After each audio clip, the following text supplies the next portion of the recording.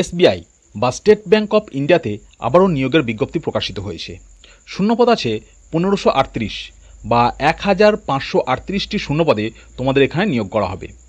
নিয়োগ করা হবে জুনিয়র অ্যাসোসিয়েট পোস্টে, এক কথায় যাকে আমরা বলি এসবিআই ক্লার্ক পোস্ট। তুমি যদি গ্র্যাজুয়েশন কমপ্লিট করে থাকো যে কোনো স্ট্রিম থেকে, তাহলেই তুমি এখানে আবেদন করতে পারবে। কোনো রকম অভিজ্ঞতার প্রয়োজন নেই। তোমরা ছেলে মেয়ে সবাই এখানে আবেদন করতে পারবে। বয়স হতে হবে 20 থেকে 33-এর মধ্যে। Dear friends, welcome to my channel SM cyber. SM cyber চ্যানেলে তোমাকে আজ আমি চলে এসেছি স্টেট ব্যাঙ্ক অফ ইন্ডিয়ার পক্ষ থেকে পাবলিশ হওয়া একটা রিক্রুটমেন্ট নোটিফিকেশান নিয়ে। এই হচ্ছে সেই নোটিফিকেশান। তোমরা এখানে দেখতেই পাচ্ছ স্টেট ব্যাঙ্ক অফ ইন্ডিয়া। এর নিচে আছে দেখো recruitment of junior associate customer support and sales. এই যে জুনিয়র অ্যাসোসিয়েট দেখতে পাচ্ছ, এটাই হচ্ছে এসবিআই ক্লার্ক পোস্ট। এর নিচে দেখো একটা খুব গুরুত্বপূর্ণ বিষয় লেখা আছে, যেটা আন্ডারলাইনও করা আছে, special recruitment drive for SC ST OBC backlog vacancies.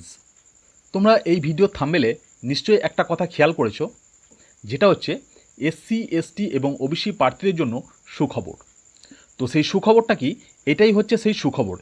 এই বিষয়টা আমি একটুখানি পরে আলোচনা করছি। এখানে দেখো তোমাদের অনলাইন অ্যাপ্লিকেশন অলরেডি শুরু হয়ে গেছে 7 তারিখ থেকে, অর্থাৎ 7ই আগস্ট 2026 থেকে আবেদন শুরু হয়ে গেছে। আবেদন চলবে 27শে আগস্ট 2026 পর্যন্ত। আর এই যে নোটিফিকেশানটা দেখছো, এই নোটিফিকেশানটা আমি ভিডিওর ডেসক্রিপশনে দিয়ে রেখেছি। প্রয়োজন মনে করলে তোমরা সেখান থেকে ডাউনলোড করে দেখে নিতে পারবে। আর এই নোটিফিকেশান থেকেই গুরুত্বপূর্ণ বিষয়গুলি আমি তোমাদের সামনে আরও সহজভাবে উপস্থাপন করার চেষ্টা করছি। তবে ভিডিওর মেন পার্টে যাওয়ার আগে একটা ছোট্ট রিকোয়েস্ট, সমস্ত চাকরি, স্কলারশিপ এবং সরকারি বিভিন্ন প্রকল্পের আপডেট পাওয়ার জন্য এসএম সাইবার চ্যানেলটিকে অবশ্যই সাবস্ক্রাইব করে রাখবে। আর তুমি যদি অলরেডি সাবস্ক্রাইব করে রেখেছো, থ্যাংক ইউ সো মাচ। তো আমরা চলে এলাম ভিডিওর মেন পার্টে। প্রথমে দেখো এডুকেশনাল কোয়ালিফিকেশান।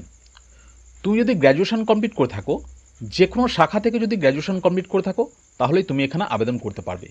এখানে একটা টাইম ডিউরেশন দেওয়া আছে দেখো, 31 ডিসেম্বর 2026, অর্থাৎ এই 2026-এর 31শে ডিসেম্বরের মধ্যেও যদি তোমার গ্র্যাজুয়েশন কমপ্লিট হয়ে যায়, অর্থাৎ তুমি যদি গ্র্যাজুয়েশনের ফাইনাল পরীক্ষা দিয়ে দিয়েছো, এখনও রেজাল্ট হয়তো হাতে পাওনি, তোমরা 31 ডিসেম্বরের আগে তোমরা রেজাল্ট অবশ্যই পেয়ে যাবে এবং সেক্ষেত্রেও তুমি এখানে আবেদন করতে পারবে।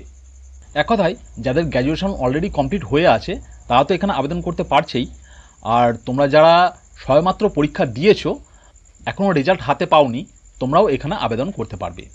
এবার দেখো এজ লিমিট। 20 থেকে 28-এর মধ্যে যদি তোমার বয়স হয়ে থাকে, তাহলেই তুমি এখানে আবেদন করতে পারবে।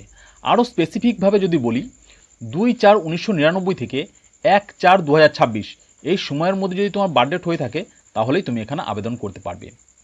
এজ রিল্যাক্সেশন থাকছে, এসটি ক্যান্ডিডেট হয়ে থাকলে 5 বছর ছাড় পেয়ে যাবে, এসসি ক্যান্ডিডেট থাকলেও তুমি 5 বছর ছাড় পেয়ে যাবে, আর ওবিসি ক্যান্ডিডেট হলে বয়সের ঊর্ধ্বসীমায় ছাড় থাকছে 3 বছর।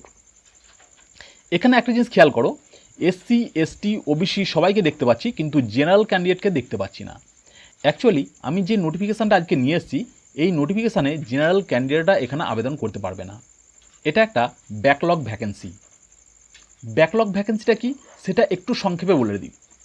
ধরো কোনো একটি নিয়োগে নির্দিষ্ট কিছু পদ এসসি এসটি বা ওবিসি ক্যাটাগরির জন্য সংরক্ষিত ছিল, কিন্তু কোনো কারণে সেই নির্দিষ্ট নিয়োগে সেই সংরক্ষিত পদগুলির সবগুলি পূরণ হলো না।